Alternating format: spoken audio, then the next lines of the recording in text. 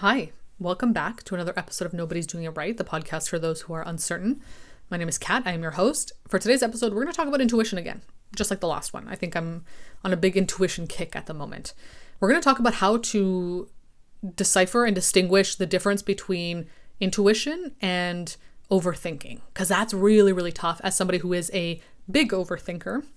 It can be easy to overlook your intuition and assume that your overthinking is what's more real, what's more true.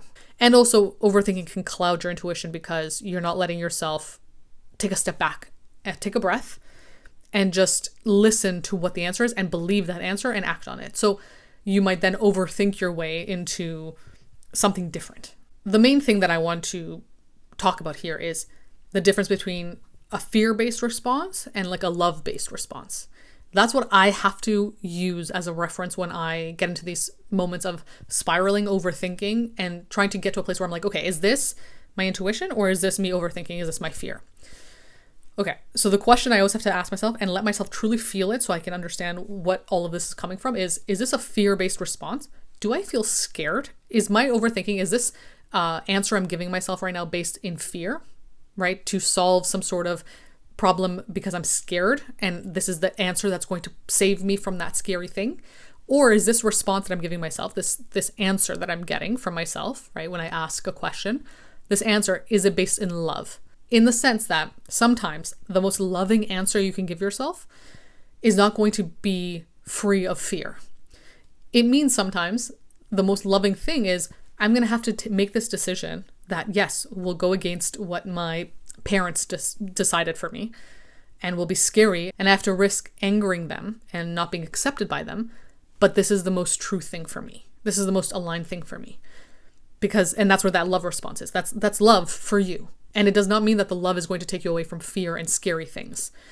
But the fear-based response, the whole point of it is to take you away from fear and scary things. So the answer that you would get for a fear-based response in this scenario would be, okay, I don't want to risk being not accepted by my parents. I don't want to risk making them angry, so I'm going to do the thing they want me to do. But that thing that they want you to do might not at all be what is truly aligned with you. So to do that would be to go against yourself and would not be an act of love for yourself, right? So that's, I think, what really helps me distinguish between the two. Fear versus love. I think sometimes we also question ourselves to the point where we decide on something completely unaligned with our intuition. So as an example, you might be thinking, okay, should I stay in this relationship or should I leave this relationship with this person? Maybe it's okay. It's not, perfect or amazing all the time, because no relationship is, but it's also not awful all the time either, right? There are ups and there are downs. But you're asking yourself, okay, should I be here? First of all, I will say, even asking yourself that question is sometimes the answer that you're looking for in any scenario, not even just relationships, but even feeling the need, the impulse to say, should I be here right now? Maybe I shouldn't be here right now. That is sometimes the answer you're looking for right there. But of course, there's nothing wrong with questioning your decisions in life, checking in with yourself, being like, how do I still feel about this? Do I still feel good about this, right? There's nothing wrong with that. So it's not always going to be the answer, but sometimes it is. So let's say, okay, you're checking in with yourself.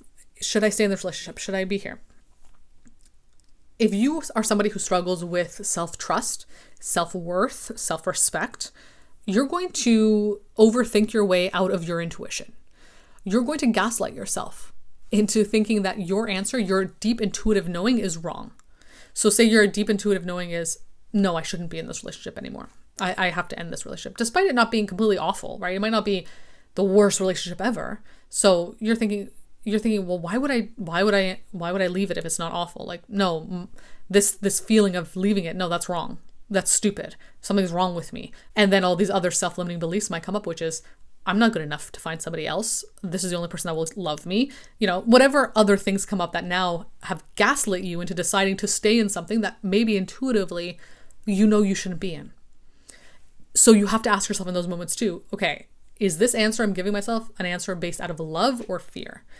A love-based answer is not going to demean you. It's not going to be awful to you. It's not going to make you feel bad about yourself, right? So if you're saying these things of like, well, what if I never find anyone? Or what if this is the best I can get? That's not a love-based answer. It simply is not. Now, obviously, I understand the argument too of, Well, maybe it's a love-based answer in the sense that you are looking out for yourself to be able to have the love in the life you need, right? And you want, because we're communal creatures. Of course, we want love, and there's nothing wrong with that. But I would argue that to settle for a love that is not truly aligned with you in many ways, and deep down you know that, and deep down you're being called to somewhere else, is not love-based, right? It's not deep love for yourself. Now, of course, life has sacrifices. Sometimes you might choose to stay in something because that's just what you want to choose right now.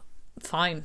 There's no shame here. I'm not trying to shame anybody for not following their intuition, hearing it but not listening to it because I'd rather be here right now than alone. Fine, valid. Do what you need to do, right? There's no shame in any of this. I'm just trying to explore the idea of intuition and overthinking and what that might look like for you and how to navigate through it if you do want to choose your intuition instead.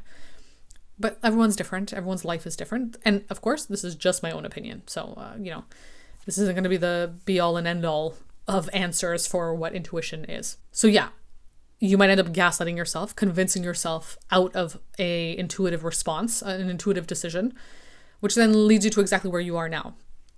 But I do find, from my own experience as well, that when you do that, you gaslight yourself out of it and you are like, no, I'm just going to stay here. You end up circling right back to where you are again. You circle back to this intuitive nudge. You circle back to the questioning. You circle back to the anxiety of having to make a decision. Like, it'll keep coming up until you finally decide on what you know deep down you need to decide on and the answer that you need to listen to. So it's unavoidable.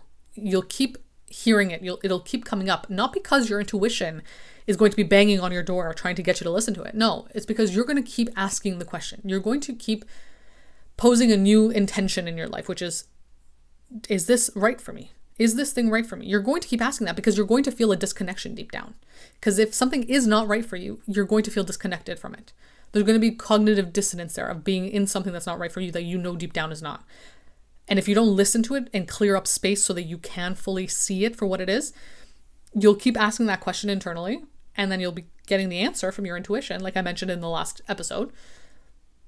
And then you'll have the answer and you have to now act on it. And of course, it's scary to act on something that will make you have to end something that you are familiar and comfortable with. Or that's something that'll hurt somebody else, right? Ending a relationship might hurt somebody else. So it's scary to take that action. But if you don't, and you know deep down that it is your intuition, or maybe you don't know it, but let's say it is deep down your intuition and you don't act on it, it'll keep coming up. It'll keep coming up until you finally do. Because you want the best for you. You do want to give yourself a love-based response, but obviously fear-based responses are safer. They keep you safe. So that is the first one that's going to pop in your mind.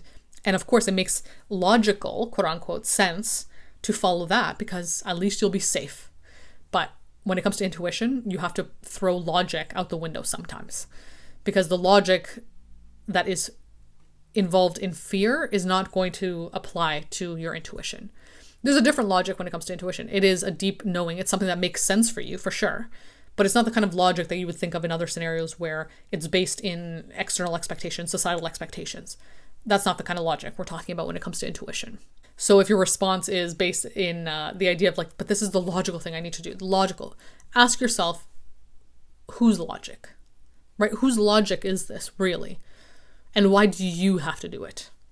If there's a blueprint attached to your decision, most likely, again, just my own opinion, it's probably not your answer. It's probably not your intuition answering you. It's probably based on somebody else's answer that you've seen. And we cannot follow somebody else's script. Of course, we can take information from them, take examples from them. Of course, that's great. We love that. But you cannot follow it to a T because it's not yours. So you have to do it in a way that's most aligned for you, which means you have to listen to your intuition, which means if you are overthinking, if you are stressing yourself out, if it's constantly something you're ruminating on, and you keep making a decision that brings you back to the state of rumination, you're probably not listening to your intuition. It's probably not your intuition that's talking right now. It's your fear.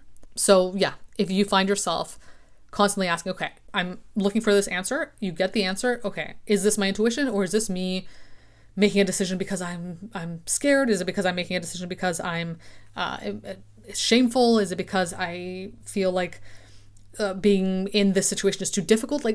Ask that of yourself, and then ask yourself, what is the most loving answer here? And what is the answer that would be based in fear? And you'll get the answer you need. even list it out. I love listing it out too. Like in my journal, I'll write down, okay, the fear-based response to this specific scenario would be this, this, and this. And the love-based response to the specific scenario would be this, this, and this. The love-based response might be scarier than the fear-based response, right? It might be so much scarier to lean into what you know deep down you have to do, because it might make you become a different person, a different version of yourself. And that can be scary, right? So yeah, I hope this was helpful. I hope it was informative. I hope it gave you some perspective on intuition. If you want to talk about this more with me, you can book a one-to-one call.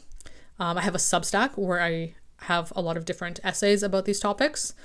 And follow me on social media to see my other content. Other than that, thank you for listening, and I'll be back again soon with another episode.